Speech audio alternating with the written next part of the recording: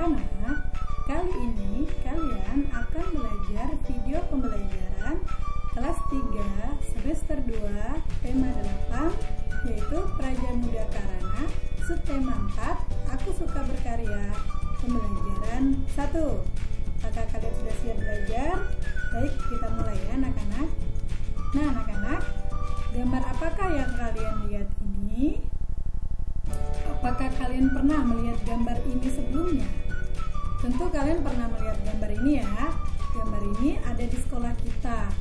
Tepatnya di mana?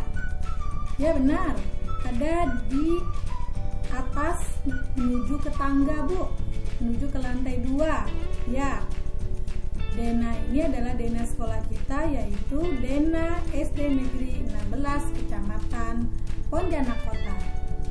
Dalam Dena ini kalian bisa melihat ada nama jalan dan juga ada arah mata angin, ada bangunan dan ada fasilitas umum seperti lapangan olahraga yang terdapat di sekolah kita. Anak-anak, apa sih Dena itu? Dena adalah sebuah gambar yang menunjukkan lokasi suatu tempat. Ini adalah contoh Dena anak-anak. Biasanya kalian akan menemukan Dena lokasi seperti ini kalau kalian dapat undangan ulang tahun atau orang tua kalian dapat undangan pesta pernikahan. Nah, ini juga contoh Dena yang diperbesar ya. Dalam Dena ada arah mata angin. Apa sih arah mata angin itu? Arah mata angin adalah panduan yang digunakan untuk menentukan arah. Contohnya digunakan dalam navigasi kompas dan peta. Pusat mata angin terdapat 8 arah. Apa aja? Barat, barat laut, utara, timur laut, timur, tenggara, selatan, barat daya. Nah anak-anak, apa kalian sudah mempraktekkan lagu arah mata angin yang sudah ibu bagikan? Kalau sudah, kita bisa mulai ya. Arah mata angin untuk petunjuk arah ada 8, ayo kita nyanyikan. Barat, barat laut, utara, timur laut, timur, tenggara, selatan, barat daya. Kita ulangi dengan gerakan tangan ya. Barat, barat laut, utara, timur laut, timur, tenggara, selatan, barat daya. Ya, hebat anak-anak, kalian sudah bisa bernyanyi bersama ibu. Anak-anak, jika kita melihat Dena berikut ini Dena yang diambil dari citra satelit. Ibu mencoba menggunakan Google Map. Kalian sudah tahu bukan apa itu Google Map? Ya, Google Map adalah aplikasi yang dapat membantu kita menemukan suatu lokasi. Tadi ibu coba menuliskan nama sekolah kita SDN 16 Pontianak Kota. Nah, ini sekolah kita anak-anak. Ada di Jalan Gusti Hamzah. Bagaimana sih Bu cara kita membaca Dena? Kalian penasaran? Baik, kita lanjutkan. Cara membaca Dena menggunakan 8 arah mata angin pada gambar Dena berikut. Silahkan kalian perhatikan ya anak-anak. Sebelumnya kita cermati dulu gambarnya. Ada bangunan apa saja sih pada Dena ini? Ya, ada gereja, benar. Ada pos ronda, ada sekolahan SD Nusantara, ada lapangan basket. Di sebelahnya ada taman bermain, namanya Taman Kenanga. Ada masjid dan ada rumah penduduk yang berwarna orange ya anak-anak atapnya. Kemudian Bu, ada berapa jalan dalam Dena ini Bu? Ada 4 jalan anak-anak. Jalan Anggrek, Jalan Melati, Jalan Dahlia, dan Jalan Kenanga. Dalam Dena ini juga ada arah mata anginnya Bu. Benar, dalam Dena ini ada arah mata angin agar kita bisa membacanya. Nah, bagaimana cara membaca Dena? Sebenarnya membaca Dena itu tidak sulit anak-anak apabila kita mempunyai arah mata angin. Contoh, jika muncul soal seperti ini. Masjid berada di sebelah titik-titik SD Nusantara. Bagaimana cara menjawabnya? Pertama, posisikan diri kalian di SD Nusantara ya. Bukan di masjidnya, bukan pada kata awal, tapi pada SD Nusantara. Nah, dari sini kalian kan. Kemudian, lihat pada arah mata angin, menuju ke arah apa? Kalau masjid itu agak miring seperti ini. Benar ya? Kalau rumah warga itu lurus. Tapi kalau masjid miring. Nah, kita posisikan kita di tengah sini dari SD Nusantara. Kalau posisi yang seperti ini, pasti jawabannya adalah barat laut. Bagaimana? Apakah kalian sudah bisa? Kalau belum, kita coba ke soal selanjutnya. Gereja, ini gereja anak-anak, berada di sebelah titik-titik pos ronda. Caranya tadi seperti Ibu bilang, posisikan diri kalian di pos ronda. Nah, dari pos ronda kamu melihat ke gereja. Lurus ya, lurus ke atas. Apa tuh nama arah mata anginnya? Benar, utara ya. Berarti gereja berada di sebelah utara pos ronda. Bu, bagaimana kalau taman bermain, Bu? Ya, SD Nusantara berada di sebelah titik-titik taman bermain. Kita posisikan diri kita di mana? Di taman bermain. Kita di sini. Menuju ke SD Nusantara. Berarti seperti ini, timur ya anak-anak. Jadi SD Nusantara berada di sebelah timur taman bermain. Taman bermain berada di sebelah titik-titik gereja. Ini gereja. Ingat, pakai kata yang terakhir. Kita di bangunan yang terakhir setelah titik-titik. Ini gereja. Taman bermain. Tanda panahnya ke sini. Arah apa itu? Barat daya. Benar. Taman bermain berada di sebelah barat daya gereja. Sekarang, rumah Udin tepat di seberang gereja. Apa jalan terdekat menuju ke sana? Ini gereja, seberangnya di sini. Kalau kita lewat jalan Anggrek, jalan Melati, jalan Kenanga tentu jauh ya anak-anak. Jadi jalan terdekat adalah melewati jalan Dahlia. Anak-anak, apakah kalian tahu ada berapa jumlah rumah penduduk pada denah? Ada banyak ya. Kalau denahnya seperti ini, kalian bisa hitung manual. Tapi kalau kalian ngambilnya dari citra satelit, tentu akan lebih kompleks perhitungannya.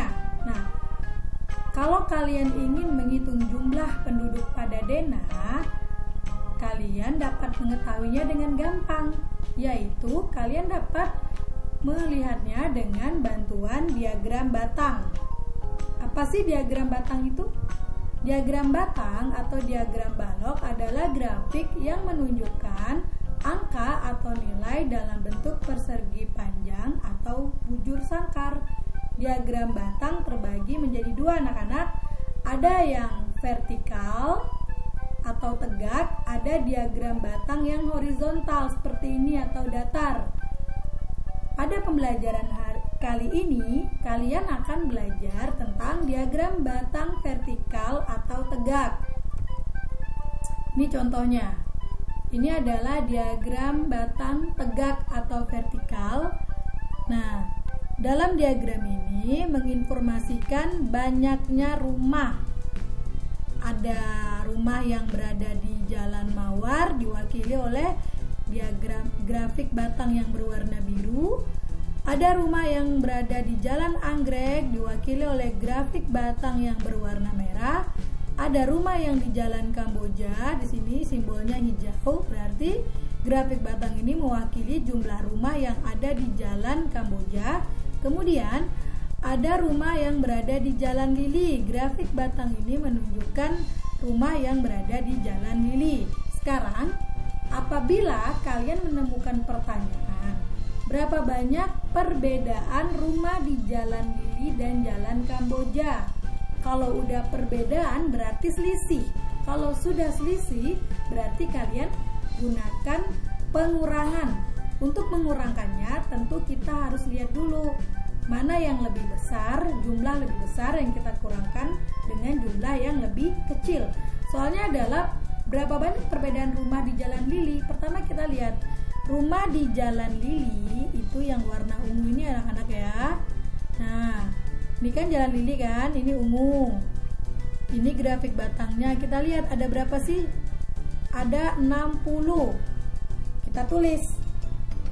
Jumlah rumah pada Jalan Lili adalah 60 rumah. Kemudian rumah di Jalan Lili dibandingkan dengan rumah yang ada di Jalan Kamboja. Kamboja di sini hijau. Karena di sini hijau berarti kalian harus lihat di sini. Ini hijau. Grafik batang hijau ini berapa jumlahnya anak-anak? Ya benar, jumlahnya ada 50 rumah.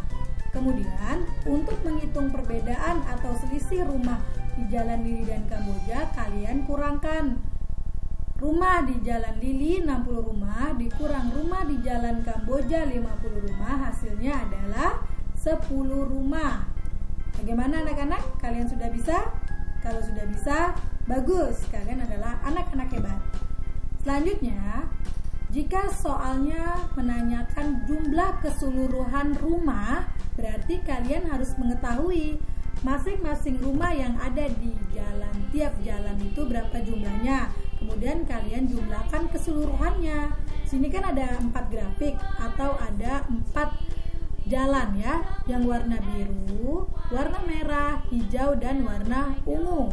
Pertama, kita mulai dengan grafik batang yang paling kecil, yaitu Jalan Mawar. Di Jalan Mawar ada berapa rumah, Bu? Kalau segini 30, berarti kesini kan 40.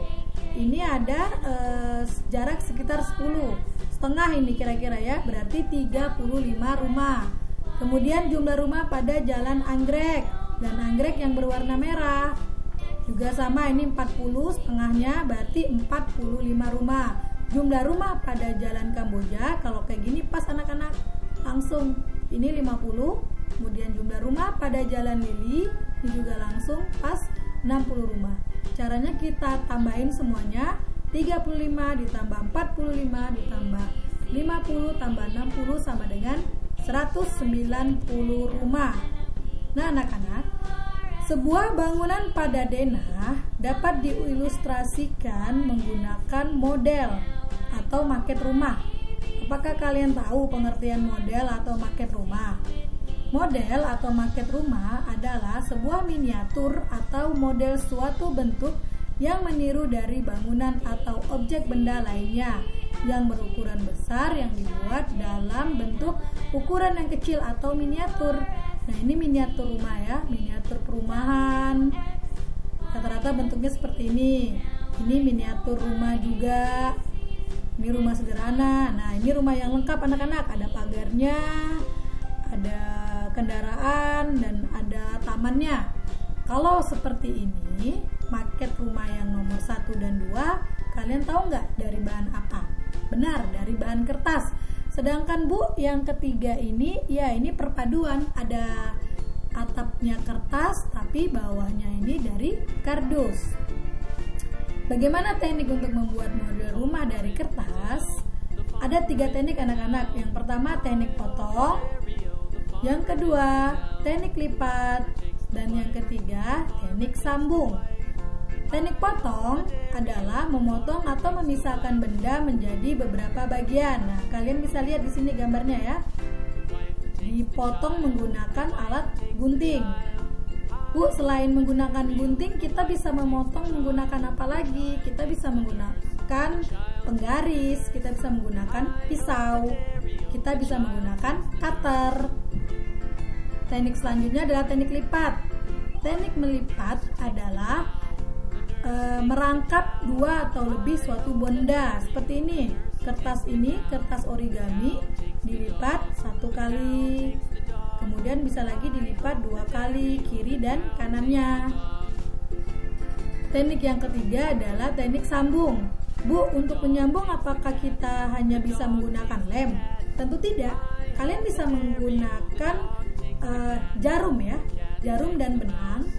Alatnya jarum, bahannya benang untuk menempel atau menyambung beberapa bagian menjadi satu. Tapi kalau di gambar ini, kali ini kita akan menempelkan potongan-potongan pola rumah dari bahan kertas, berarti kita menggunakan bahan lem. Nah anak-anak, selanjutnya ini adalah bahan dan alatnya. Bahannya ada kertas origami, ada kardus, spidol warna untuk menghias, kemudian lem. Alatnya kalian bisa gunakan pen, pensil, penggaris, dan tentu saja gunting untuk memotongnya. Ini kira-kira hasilnya. Ini dari teknik melipat, ini dari teknik menyambung atau menempel, ini dari teknik memotong atau menggunting. Bu, bisa nggak kita gunakan keseluruhan teknik tersebut menjadi satu produk? Tentu bisa. Produk kali ini yang akan kita buat adalah model miniatur rumah dari bahan kertas. Apa saja langkahnya dan bagaimana hasilnya? Langkah-langkahnya kita siapkan bahan dan alat tadi, ya. Kalian masih ingat bukan bahan-bahannya? Ada lem, ada kertas origami, kemudian ada kardus dan kertas warna. Alat-alatnya tadi ada gunting, penggaris, pensil, dan pulpen. Setelah itu kalian bisa buat polanya. Ini contoh polanya. Setelah jadi pola, kita gunting, kemudian kita hias dan kita warnai di tahap keempat. Hasilnya seperti ini. Bagaimana anak-anak?